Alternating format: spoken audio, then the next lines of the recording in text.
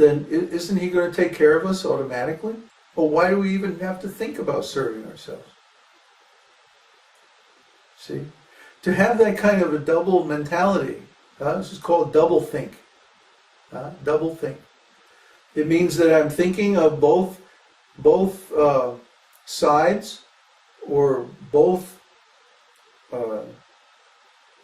sides of a contradiction at the same time. See? Like if I think I must be a vegetarian, then at the same time I think I must not eat meat.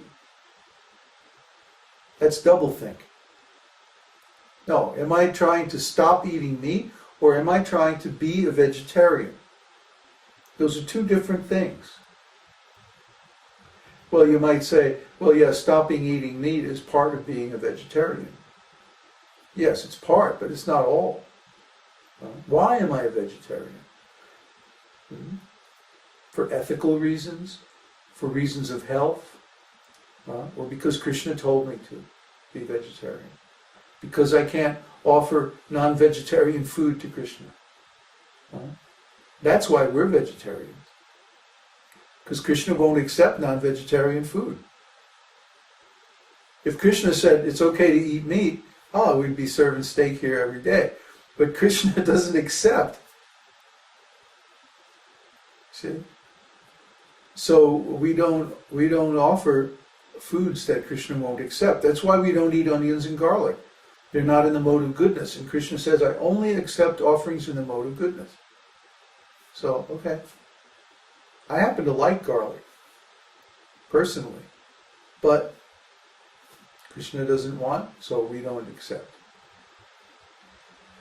So, in this thing, I'm thinking, am I thinking of serving myself, or am I thinking of serving Krishna? If I actually like garlic, oh boy, fried garlic and butter, oh man. Put it on everything. But Krishna says, no, I'm not going to accept that.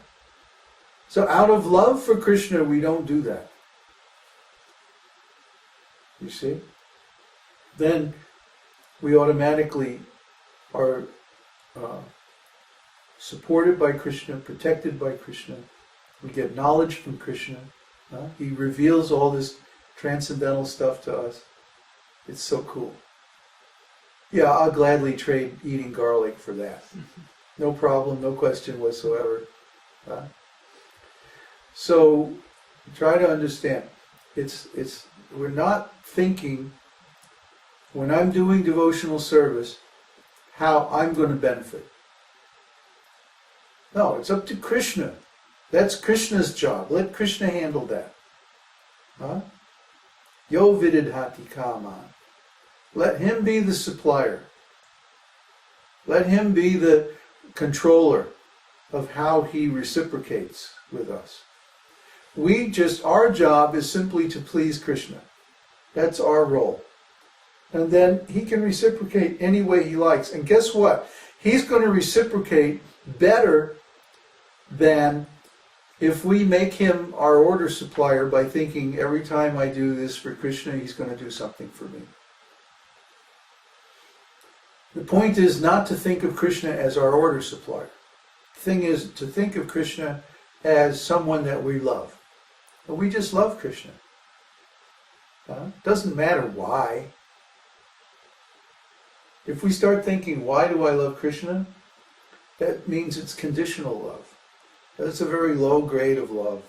It's like a business deal. Well, if Krishna takes care of me, then I'll love him. If he doesn't, then I won't. But what kind of love is that? Krishna apparently left Vrindavan, and he was absent from Vrindavan for 108 years. The gopis and the inhabitants of Vrindavan were in separation from him for that length of time. And yet none of them ever forgot Krishna or stopped loving him. That's love. That's bhakti.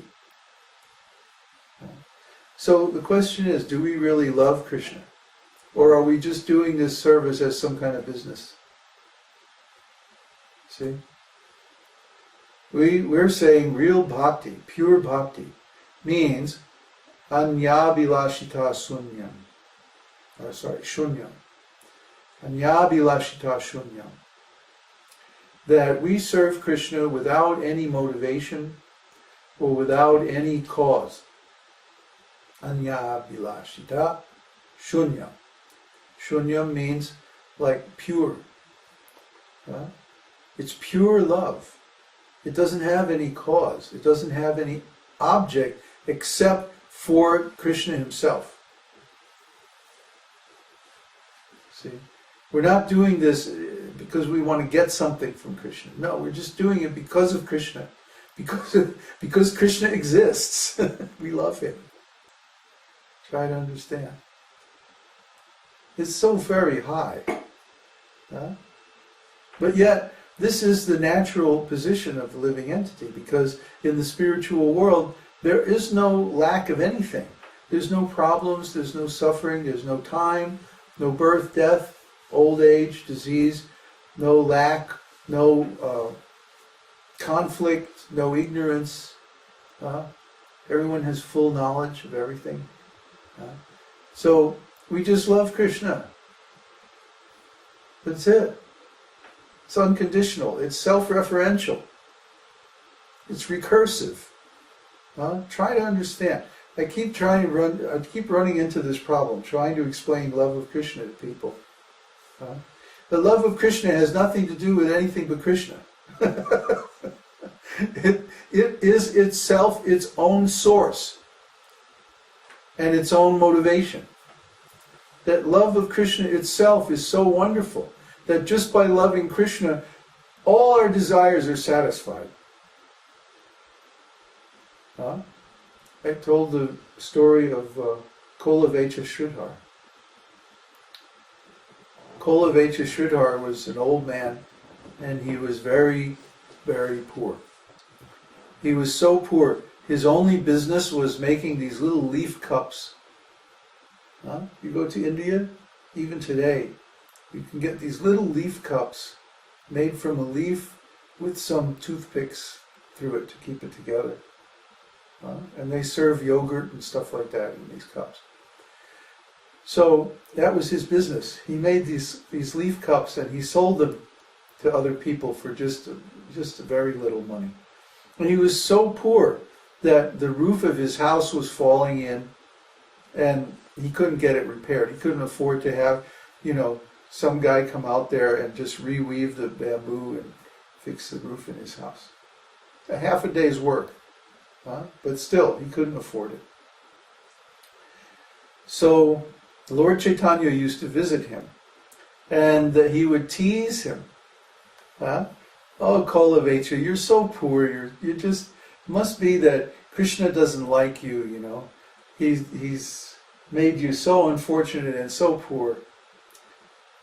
But still, Kolavecha was spending 50% of his income on the worship of the Ganges.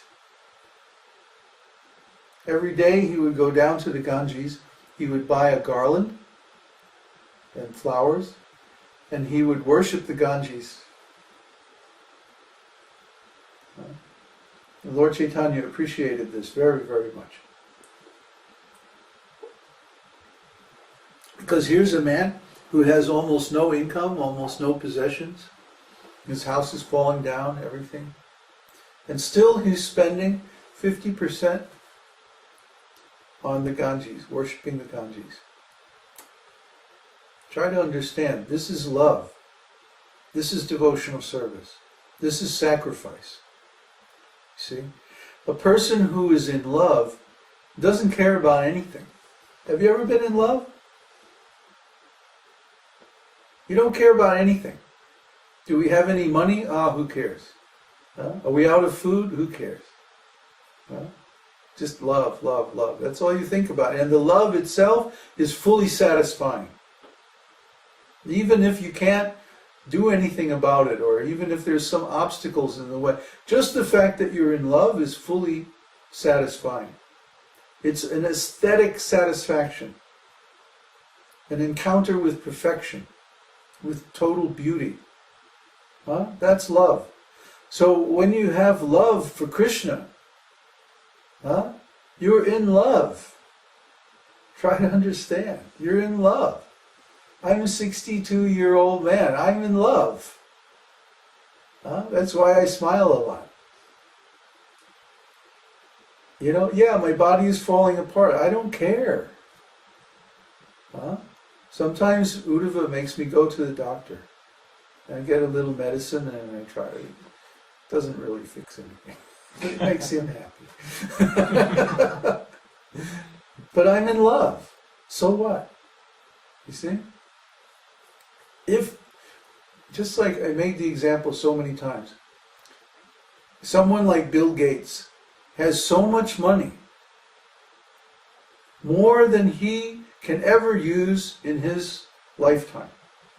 I mean, there's only so much you can eat, only so many places you can go.